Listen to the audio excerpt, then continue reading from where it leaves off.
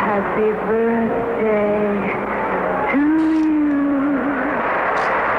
Happy birthday, Mr. President. One of the most famous stars in Hollywood history is dead at 36. Marilyn Monroe was found dead in bed. These images tell the dark side of her story.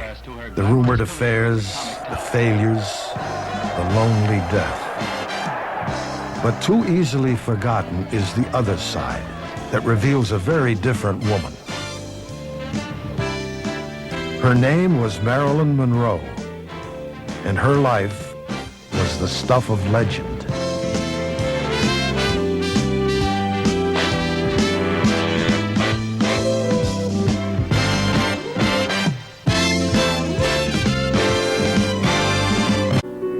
Norma Jean Baker was born in 1926. Her mother was in and out of mental hospitals, and she was raised by strangers in an orphanage and 9 foster homes.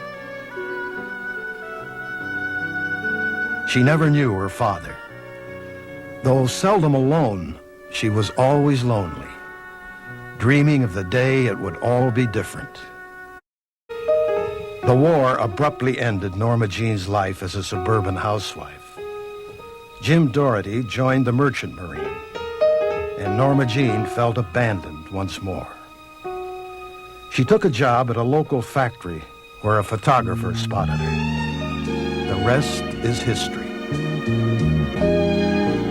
A kiss may be grand, but it won't pay the rental on your humble flat or help you at the automat. May I kiss your hand? I always say a kiss on the hand might feel very good, but a diamond tiara lasts forever. Men grow cold as girls grow old, and we all lose our charms in the end. But square cut or pear shape, these rocks don't lose their shape. Diamonds are a girl's best friend. Tiffany's. I'd like to present to you the Look Achievement Award as the most outstanding feminine newcomer. Cartier. Best young box office personality. I present this citation, the most popular actress of the year. Thank you, Mr. Nichols. Thank you, Lauren. Thank you, Mr. Sims. Black Star, Ross Gorham. Talk to me, Harry Winston. Tell me all about it. Don't you know that a man being rich is like a girl being pretty? You might not marry a girl just because she's pretty, but my goodness, doesn't it help? Tiffany's.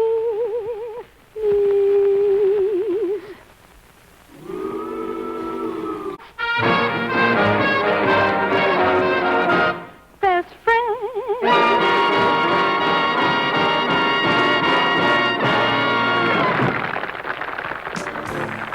The rewards of stardom came pouring in.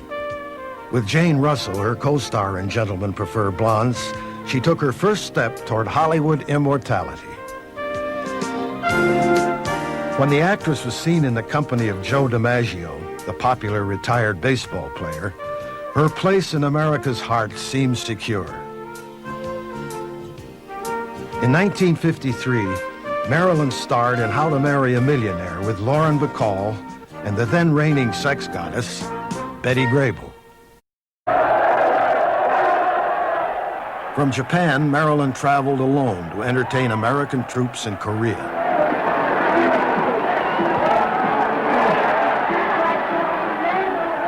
Diamonds are a girl's best friend.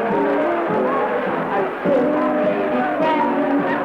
But it won't pay the rental on your humble flat or help you at the automat. Men grow cold, girls grow old, and we all lose our charms in the end. Square cut or pear shape, these rocks don't lose their shape. Diamonds are a girl's best friend. Marilyn would later describe this event as unequaled in her lifetime. Never before, she said, had she been showered with so much love.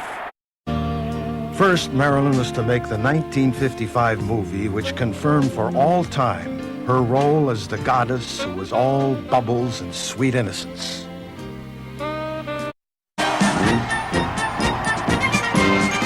Riding a pink elephant, she dazzled New York. But a new, more serious Marilyn was waiting in the wings. Here on 11 acres, Marilyn Monroe. On April 8th, 1955, she was interviewed by Edward R. Murrow at the home of Milton Green, vice president of the newly formed Marilyn Monroe Productions. Marilyn, tell me, what's the basic reason for this corporation? Primarily to contribute to help making good pictures. Well, would it be fair to say that you got rather tired of playing the same kind of roles all the time and wanted to try something different? It's not that I object to doing musicals or comedies. In fact, I rather enjoy it. But I would like to do also dramatic parts, too. Mm-hmm. Guess that covers it. Well, Marilyn, now that you're a New Yorker, how do you like this city anyway? Oh, I love it. Everyone's very friendly, and it's a very optimistic, friendly city. Well, are you always recognized wherever you go in New York? Not really. I can put on a no polo coat and no makeup and get along pretty well.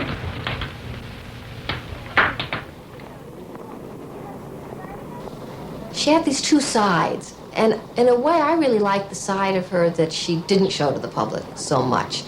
The no makeup, the kind of the little girl.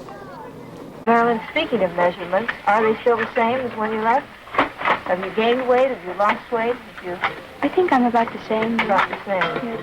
Nobody has any complaints. I don't know. Speak up, boys. You're wearing a high-neck dress now. The last time I saw you were wearing. Is this a new Marilyn, a new style? No, I'm the same person, but it's a different suit. Do you feel, you said you wanted to grow. Do you feel you have grown? Well, I hardly know how to answer that since they misinterpret that, meaning I'm not in inches or something. I'm not talking about Marilyn, are you happy to come back and do this picture? Are you pleased with the bus stop? Oh, yes, very much. I'm looking forward to working with Josh Logan and doing the picture, and it's good to be back. Was he your selection as a director?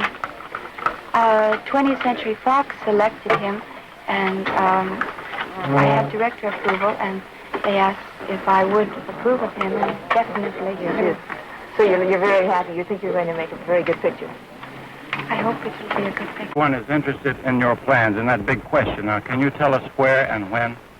It was 1956, and the improbable was about to take place. I'm not going to say where we will be married for just that reason, because I think it's time enough for everybody to know when it happens and leave us with a little bit of peace until it happens.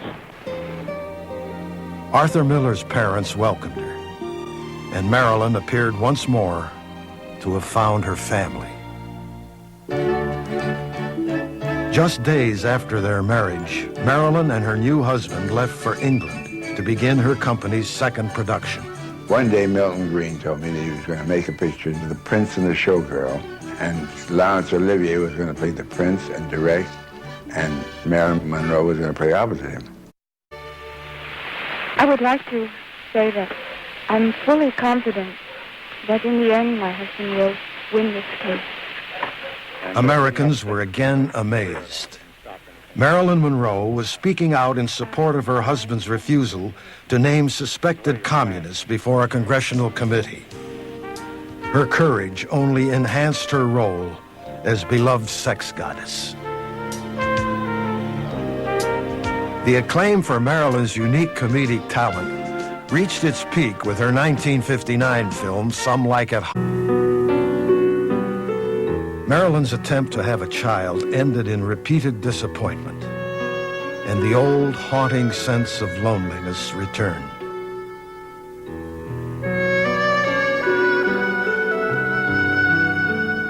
In 1961, Arthur Miller wrote the last film Marilyn ever completed, The Misfits. Never had she seemed more fragile, more luminous. You're a real beautiful woman. It's almost kind of an honor sitting next to you. You just shine in my eyes. That's my true feeling, Rosalind.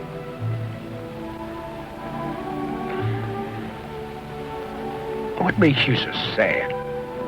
I think you're the saddest girl I ever met. This man never said that.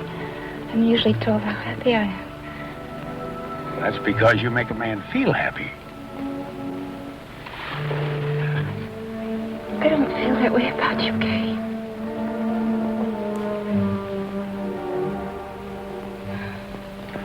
Well, don't get discouraged, girl. You might. Even though her marriage was coming to an end and her precarious health had caused delays in production, Marilyn's performance was acknowledged as one of her most brilliant. Another blow came soon after filming was completed. Clark Gable, her co-star, and the man she had idolized since childhood, died of a massive heart attack. She had been practically cut out of her first film. Her last, Something Has to Give, she never finished. Frequent absences, lateness. For the first time ever, Marilyn was fired. The footage that remains shows the Marilyn we always knew, vibrant and gorgeous. But within weeks, her life would be over. The only house Marilyn ever owned is the one she purchased shortly before she died. It's not in the tradition of the Hollywood superstar. It's modest, in keeping with the needs of a private and introspective person. The inscription before the door is in Latin, Cursum perficio, my journey is over.